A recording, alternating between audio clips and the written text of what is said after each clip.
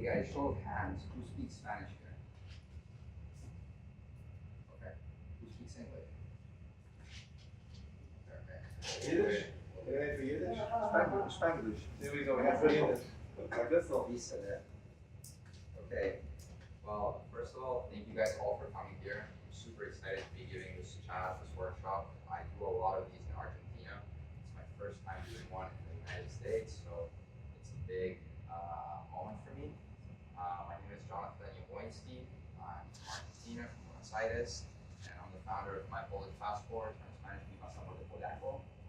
And there's sort of like complex cases and simple solutions. We get all the crazy cases coming through, so I'll be happy to help each and every one of you individually in case you guys brought papers, have specific questions at the end of the conversation. But I'm confident that as we progress through this, a lot of your questions will be answered, and of course at the end we can go through your specifics. So a little bit about the company and a little bit about me. So obviously we get people Polish citizenships and passports. In case you don't have documents that prove that your ancestor was Polish, we can help you find them. Another thing that we are one of the only companies that does this in the world is that we file directly in Poland. So a lot of companies will help you do the paperwork, and then you have to get an appointment at the embassy, whichever country you are, and then file everything yourself.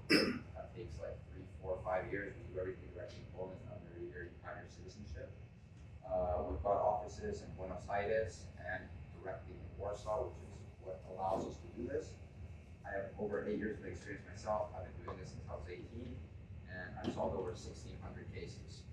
So that's a little bit about me and the company. So, yeah, citizenships, document search. We will go into like specifics of each of these throughout the presentation.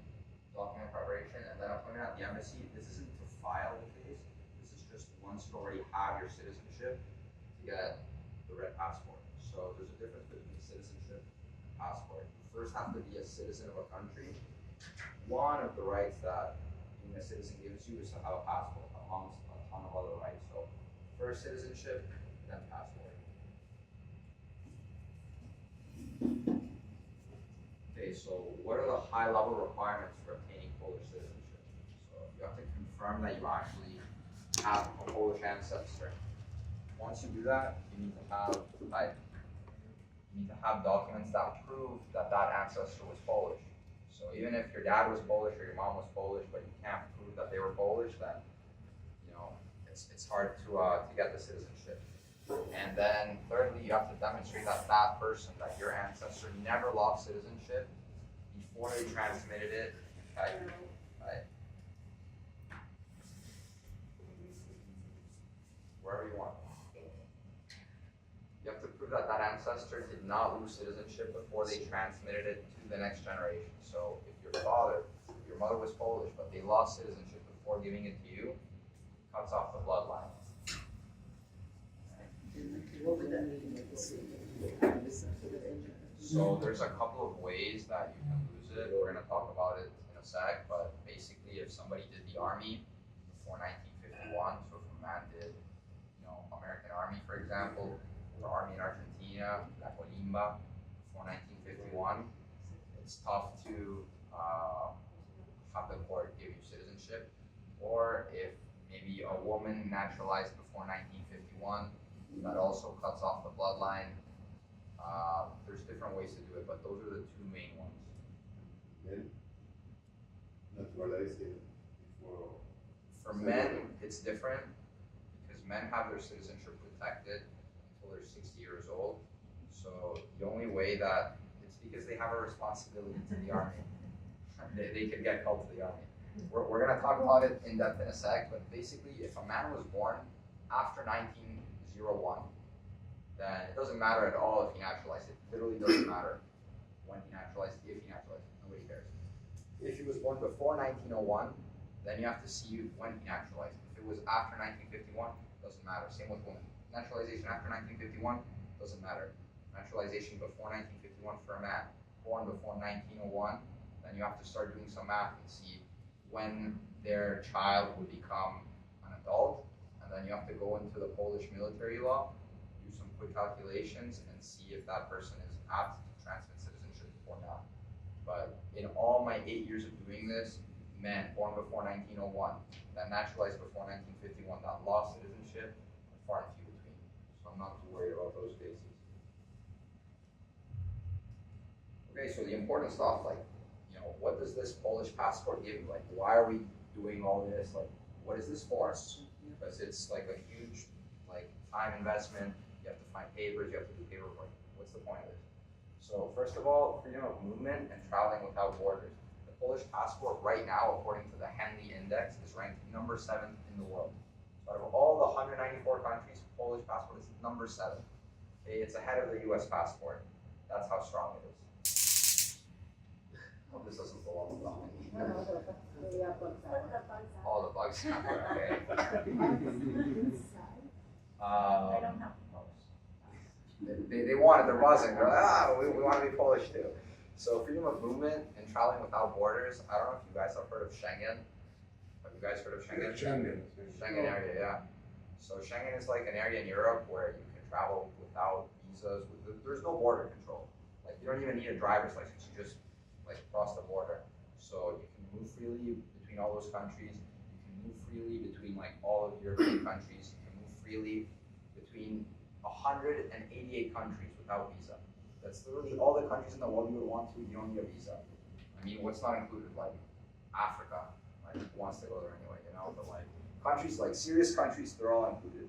You can work and live in any country in the European Union. There's like you just live there. Just do a little bit of paperwork, show your Polish passport, and that's it. It's done. You can study for free. Most of you guys aren't in studying age anymore, but maybe your kids, your grandkids, they can do university for free. I don't know how much university here in the States costs, but I heard it's like 50 to 80,000 a year, and there it's free. And they even pay you to study, so you guys get stipends. And they can do bachelors, they can do masters, and they can do PhDs for free.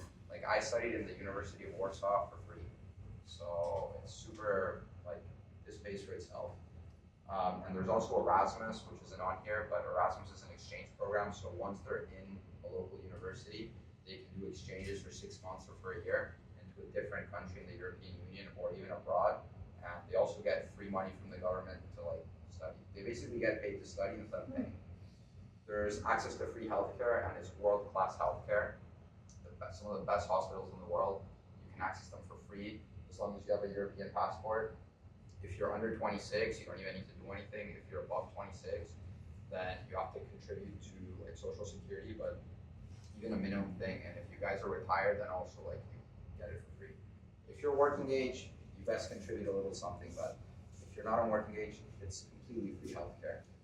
And what's important too is that it gives you the same rights as any citizen of any other country in the European Union. So it doesn't matter if it's Italy, if it's Germany, Spain, whatever, like there's some overarching rights that everyone's entitled to outside of it just being Poland. Okay, so retirement. There's a lot of countries. I'm not particularly sure about the United States, but Argentina, for example, has bilateral agreements with Spain, for example. So whatever you like gave or aportar, I don't know how to say it. Contribute. Whatever you contributed in Argentina, Spain will take it as valid and they will pay you their pension in Spain, which is way better than Argentina's pension.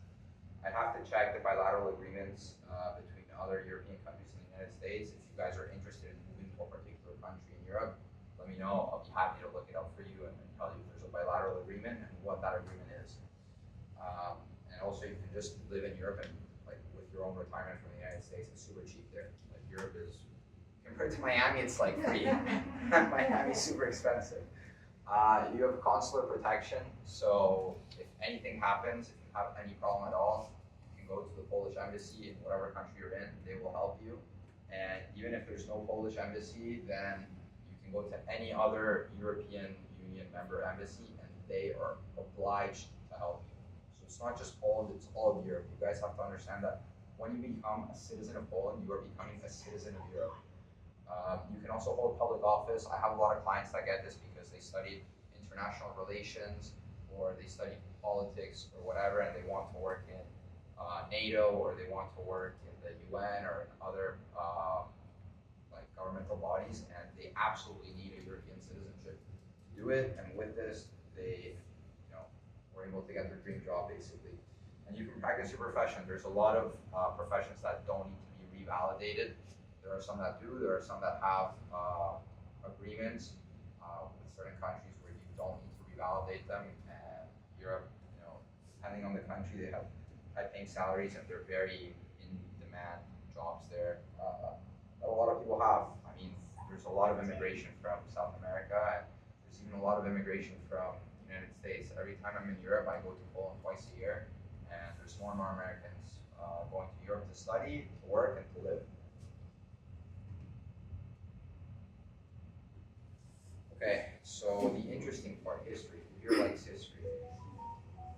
We got one thing. Nobody else likes history right now. Okay, two.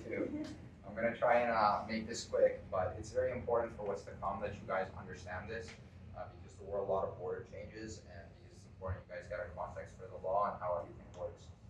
So in Poland, citizenship is acquired by jus sanguinis, which means that it's acquired by blood. Your parents had to have been Polish. And when I say your parents, it can be your grandparents or your great-grandparents, but there needs to be Polish blood. Right? You can see wherever you guys like.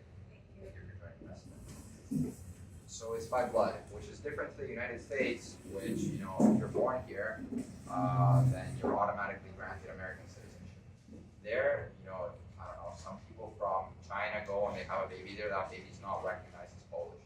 So they will have to go to their country of origin and ask for citizenship from there. So Poland, jus sanguinis, the same as most of the countries in Europe. The United States has a mixed system, so if you're American and you have a child, even if that child is born outside of American soil, that child will be recognized as American. It's called certificate of birth abroad, and that you do all the paperwork to get the citizenship. Poland doesn't exist. If you're born in Poland, doesn't matter. Your parents have to have been Polish. Okay, so this concept is very important for what's to come. Are you both or just one? No, either or. After 1951, either or. Before 1951, it's a mix. And when I say parents, like it can be grandparents, like even we're gonna get to it, but there's no generational limit as to how far back you can go, as long as the bloodline remains intact. Okay, so Poland is a country that's very rich in history. It was like it's old. It's an old country, but it was wiped off of the map for 123 years. So you can see here, this is like a map of Poland in 1793. This piece is the Polish-Lithuanian Commonwealth. So Poland and Lithuania were basically one country, and it was huge. Like way bigger than the Poland that we know today. And between 1974 and 1975, it basically got conquered by all of its neighboring countries, which were Russia, Prussia, and Austro-Hungary, or the Habsburg Empire. So as you can see, there's no Poland left. Okay, so Poland was completely destroyed, eradicated, and there was absolutely no Poland, even though people still spoke Polish and they had their own identity, like as a nation. Then in 1918, after the First World War, Poland regained its independence. The borders were very changed. It was no longer as big as it was. It wasn't the Polish-Lithuanian Commonwealth, but it began to exist again. Then 2 years later, in 1920, the first Polish citizenship law was enacted, and this law describes all the requirements necessary for somebody to obtain Polish citizenship. But basically, the important part of what that law says is that anybody that's currently eradicated in Poland, somebody who's living there and has been living there for some time, is automatically Polish. It doesn't matter what their nationality is. It doesn't matter if they're Ukrainian. It doesn't matter if they're Lithuanian. It doesn't matter if they're ethnically German. It doesn't matter if they're Jewish.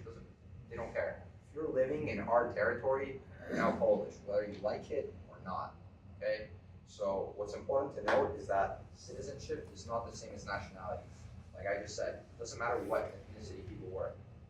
If you're living there, you're Polish.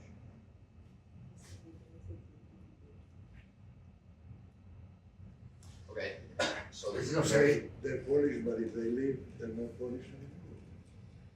Sorry? You say they're living there, they're Polish. Yeah. If they leave here, they're still Polish? If they leave after? Yeah, we have to see when they left. If they left between 1920 and 1930. You say that people that live in Poland are automatically citizens. Yes. What happening when they leave?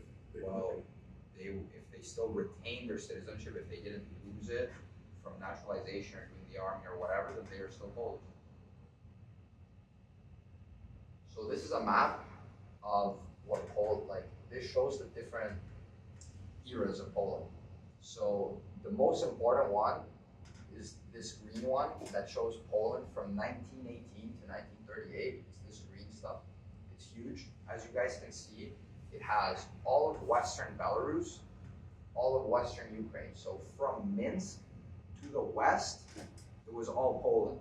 So that includes Pinsk, Grodno, Brest, all those areas were Poland. Ukraine, Tarnopol, Ivano-Frankivsk, Lviv, those places were all Poland.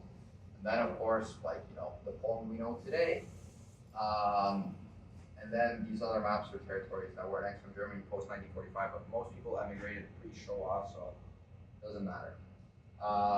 Just so you guys know, like, this southern region is Galicia. Like, a lot of people tell me, like, oh, my family's from Galicia.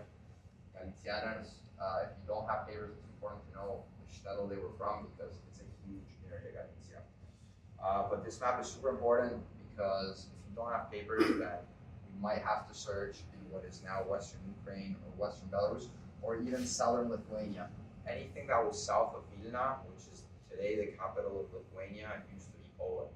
So, you know, some people tell me, oh, like, my grandfather was Lithuanian and he left in 1935. I'm like, well, he might have been ethnically Lithuanian if he was, you know, legally Polish. So we have to search for the papers where they tell me, you know, I can tell by the last name where people were from. Like, if it ends with, like, Yuk or Chuk or whatever, they're clearly Ukrainian. If it ends in Ski, they're clearly Polish. But none of that matters because it's all nationality and it's not citizenship. So it doesn't matter. We have to check where they were from, and if they left enough time where that was Polish territory, they were Polish.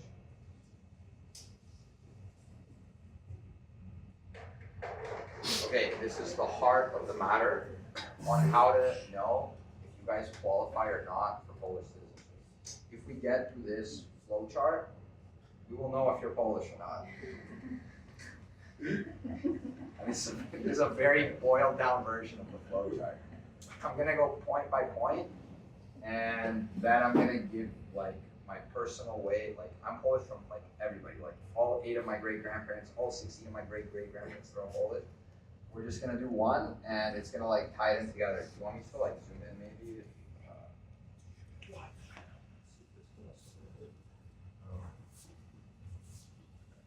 We'll just do this slide. Can you guys see this clearly?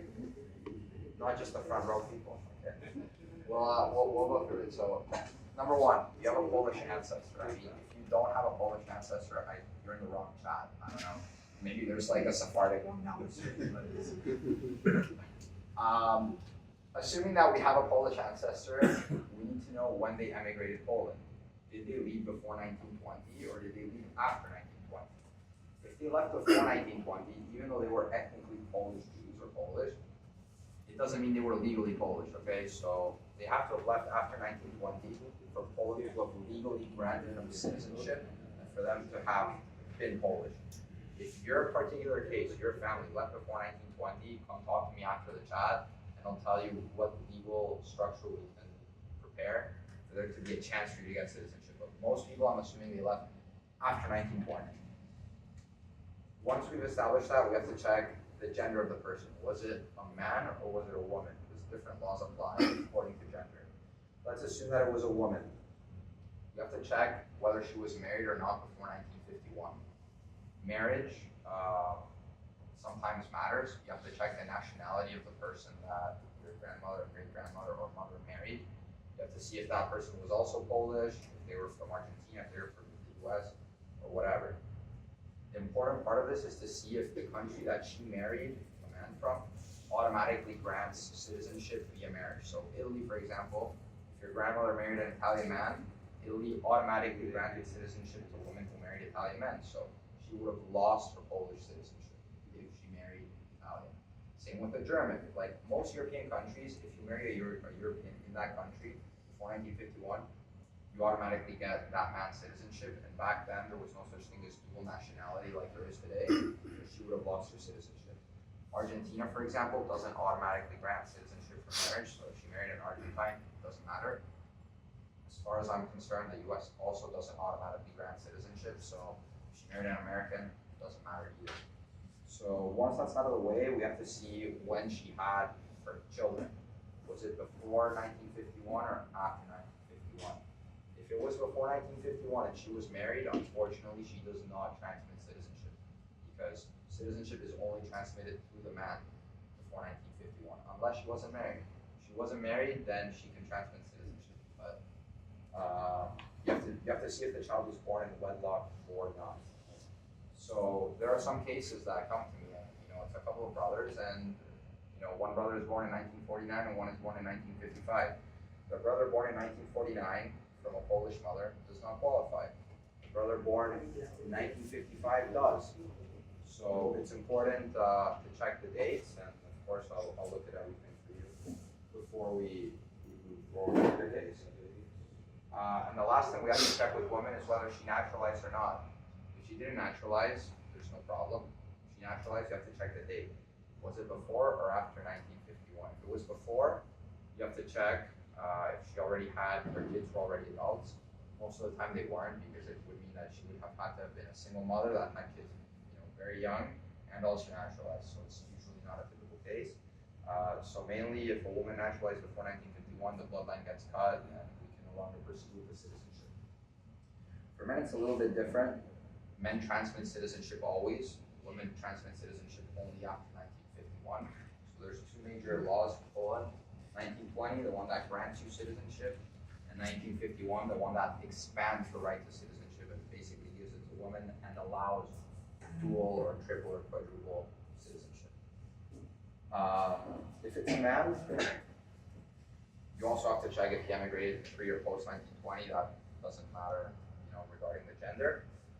Then you have to check if he naturalized. Usually it doesn't matter if they naturalized at any time at all. If it's before 1901, if it's before 1951 or before, it doesn't matter. This is due to some military laws. If he was born before 1901, so if your grandfather was born before 1901, had kids at an old age, like let's say he had in 1940 when he was like 45 or something, and he naturalized, then yes, he would his children and him would lose citizenship as soon as 1951 hit. So there's a couple of dates to play around with. If you guys have questions about your particular case, then you can talk to me after. We'll definitely be taking a look. One thing that you do have to check with men that you don't have to check with women, in the case that the man did naturalize, you have to see if he did the army or not. There are countries where doing the army is obligatory. Most countries there's no conscription and it's not obligatory. Usually the man that naturalized never did the army because they were already out of military age when they did naturalize, but you do have to check their kids. So I can give you an example. Let's say somebody came from Poland in 1925, it's post 1920, he's good, he's Polish, he has a kid in 1926 in Argentina. In Argentina there was conscription and it was obligatory to do military service at around age 20 or age 21. So let's say his child would have done the army in 1947. That is before 1951. And unfortunately, a man cannot do the army for a foreign nation that is not Poland. He loses Polish citizenship as soon as he joins the army. So that is something to check for men that you don't have to check for women.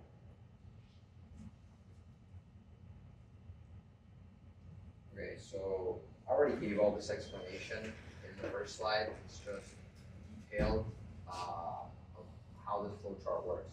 If you guys want, I can send the presentation to the rabbi when we're done, and you can send it to you if you want to take a closer look, or it's also uploaded on my website, and you can go step by step in the comfort of your own home. But why do that when I'm here? I can answer all the questions for you. So I'm going to walk you through one of my personal cases to maybe get a clearer understanding of how the law works. So all 8 of my great-grandparents were Polish, and I qualified through around 5 of the 8. This is just one of the ways that I could have qualified. So my great-grandfather, Józef Borodowski, he was born in Zelva in 1899, okay? This is important because when he was born, Poland didn't exist. We said that Poland began to exist in 1918.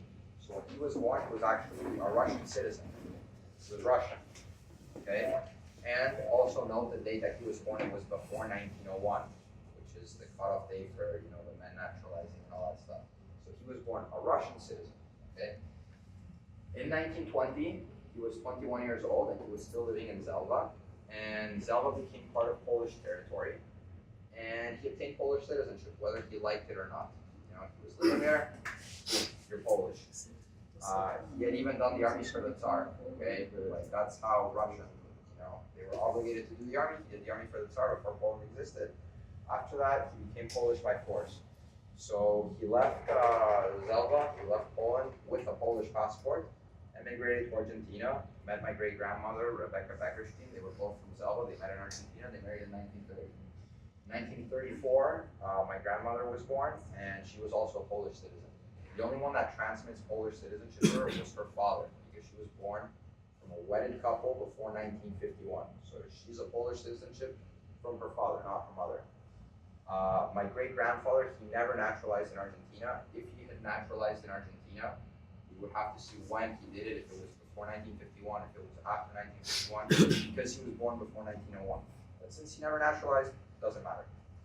My grandmother got married and had a son, and that's my dad, and he was born in 1960, which is post 1951. So the woman is able to transmit citizenship to him. So my dad is Polish from his mother. And that's because, okay, 1951, the Polish law changes, and then, my dad had me, irrelevant the year because it's after 1951, and I'm Polish too. So this is just one way to kind of get through the flow chart and make sure that you guys qualify. Okay, so paperwork. What kind of paperwork do you need to go about this? Let's say you did the whole flow chart, I looked over your case, everything's good, you qualify, there's no weird naturalizations, there's no weird military service, everything's good. So there are documents that are first-line documents, and there are documents that are second-line documents. First-line documents would be a Polish passport. So my great-grandfather, he immigrated with a Polish passport. That's a clear indicator of citizenship. The passport itself says Obywatel Polski, which means Polish citizen, followed by name. So that's irrefutable proof that if you have that, you're good to go. Another proof of Polish citizenship would be a military booklet that says you did the army for Poland, not the Russian Tsar. So if he didn't have this because he did it for the Russian Tsar, but if he did, Polish military service book is very good proof. Some other things that we can find, but it's very rare for somebody having their private documents, is a voter's record, because that's something that the state usually keeps. But if we can find a voting record that says that your ancestor voted, clear indication of citizenship, you have to be a citizen to vote. There's a couple of other documents that are second-tier documents. We're going to get into it in a couple of slides down, like a birth certificate or a marriage certificate, or even a death certificate from the parents of somebody who did emigrate, or school records, etc. Those are all second-tier documents, and we have to take a look at them to see if we can make a case with one of those.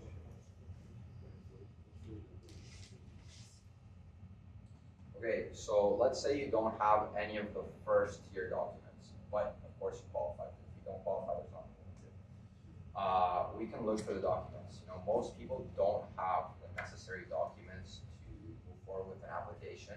They don't have a passport because those passports are 90 years old if they left in 1930. Same with the military books. A birth certificate is even older. Birth certificates are 120 years old, so most people don't have these papers.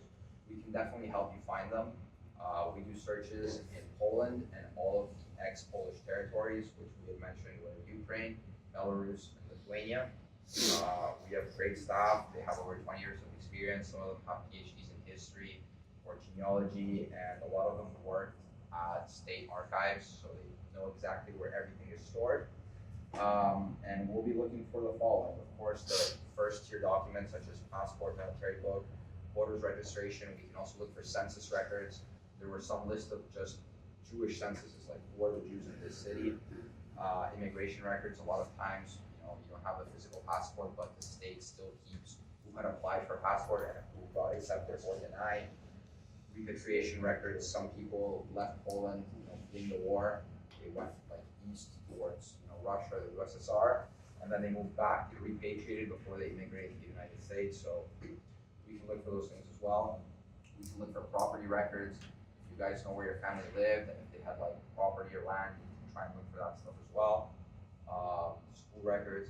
I just want to do like a little like clarification on property records. We used to do property recuperation up until a couple of years ago.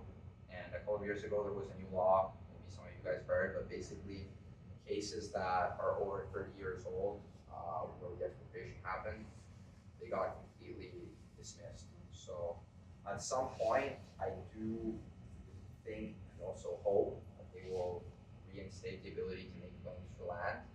Right now, it's not available. When they do, they might destroy the documents on purpose.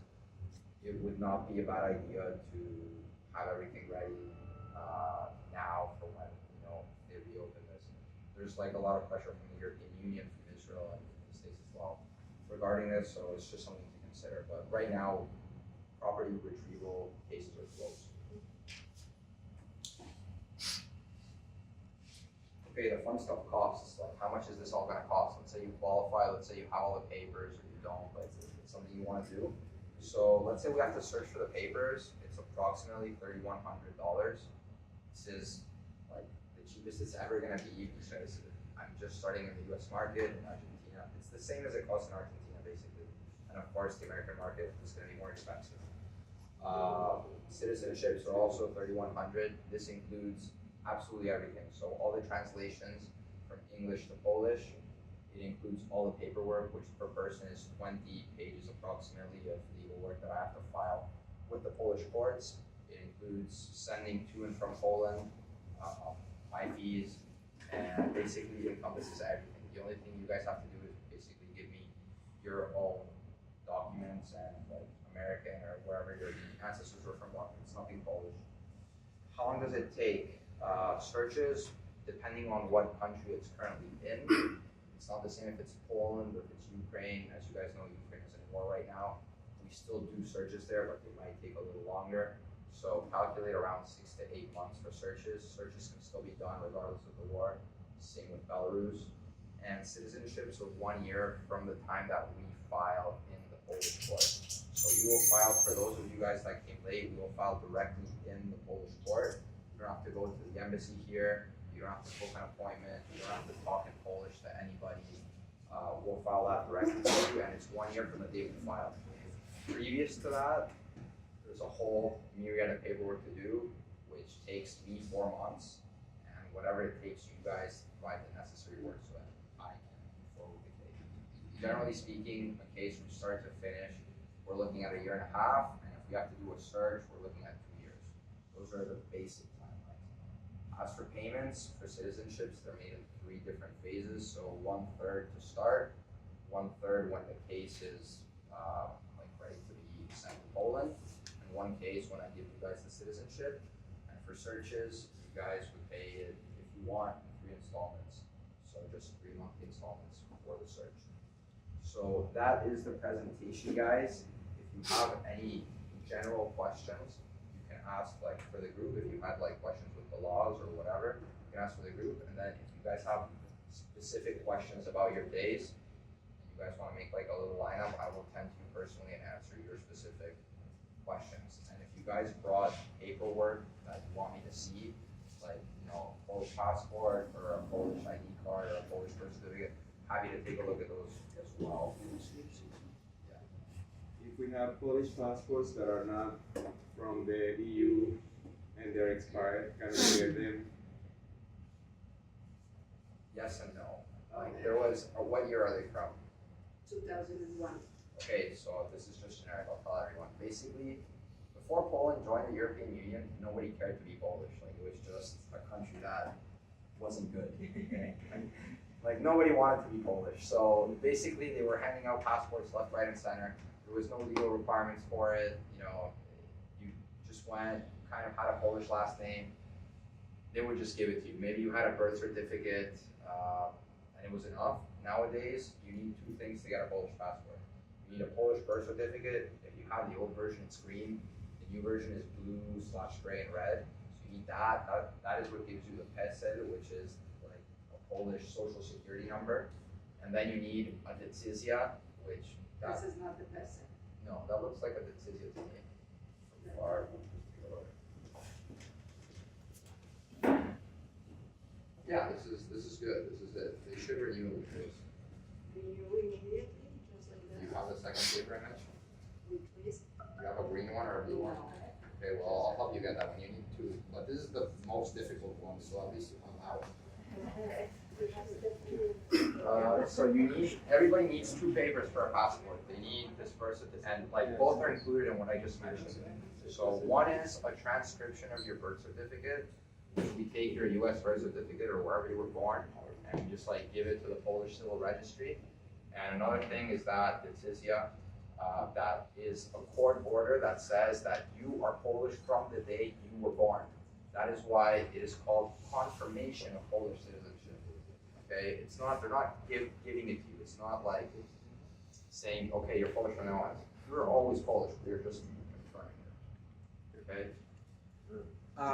How can I find out when was my mother naturalized in Argentina? So you would have to go to the Cámara Nacional Electoral, file the formular form F052. To do that, you need her death certificate and your ID, as well as your birth certificate. It's not available online? It's available online. It's like, it's an online form. No, but the information is not available online. No, Okay. it's an online form. You request it to the Cámara. It takes 2 months for it to come, and you pay like $1 for this. They will send it to your email, and they will tell you exactly when she naturalized, in front of what judge, what was the case number, and everything. It's a blue paper. It's signed by Sebastian Schimmel. He signs all of them, and then just check if it's pre or post 1951. And the exact date for everybody is 19th of January of 1951. Te paso el link. Yeah.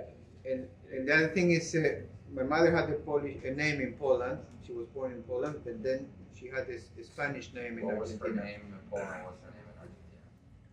Golda Reisel to Eugenia Rosa.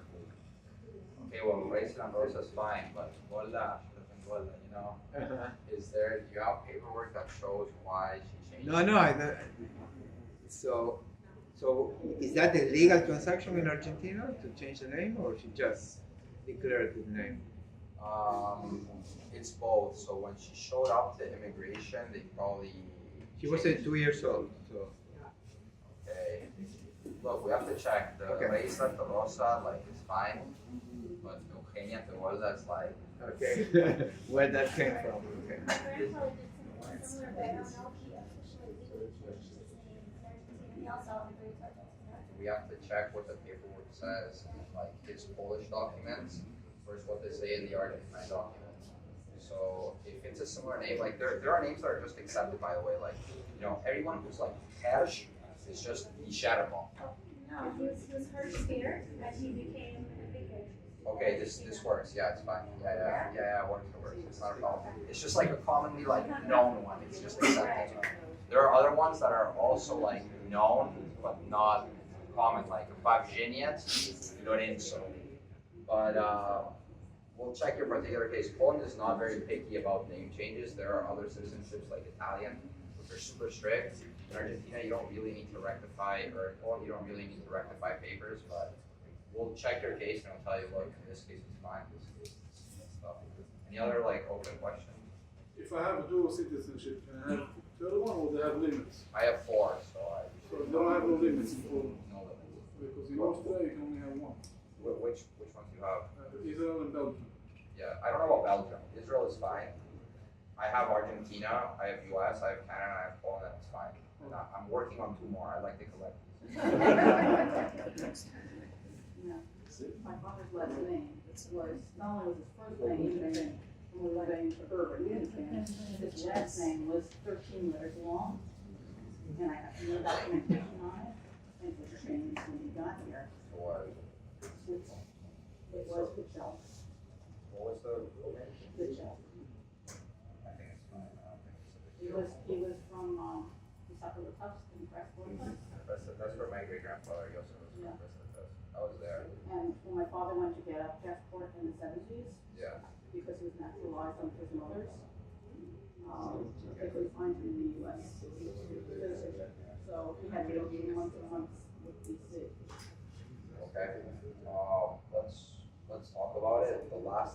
shouldn't be an issue. Do you have paperwork if it is? My mother calculated it all. We'll have to take a look at that. That's kind of fine. My grandfather came here 40 years ago. From Washington to Barry. I'd say 1990. It doesn't matter, our kids Yeah. don't get it from it, Yeah. because all of my grandparents were When were your kids born? kids. When were your kids? In the east. Any other open? Some documents here. Sure. Yeah. 1 sec. Anybody have any open questions for everybody? Is it one per family, or is it if there's a family of 5, each person in the family has to be tested? Okay, so the search is one per family. Okay, so your great grandparents' documents are good for everyone. Okay, you need to do more searching. Everyone will pay for their own citizenship because it is like it's their own file in the court. Everyone will pay for that, but there are family discounts. I don't know if you were able to see the discounts here. But yeah, whatever. There's like if you're 4 people, it's like $400. Okay. Okay. If you guys want to. Yeah, before I want to say something before we end the general part. I want to thank the rabbi for organizing this. You were extremely informative. No, and a big hand to you. You are so clear with your answers and so helpful that I appreciate it. Thank you. Okay. I'm glad I could get my point across in English. So, before we go to private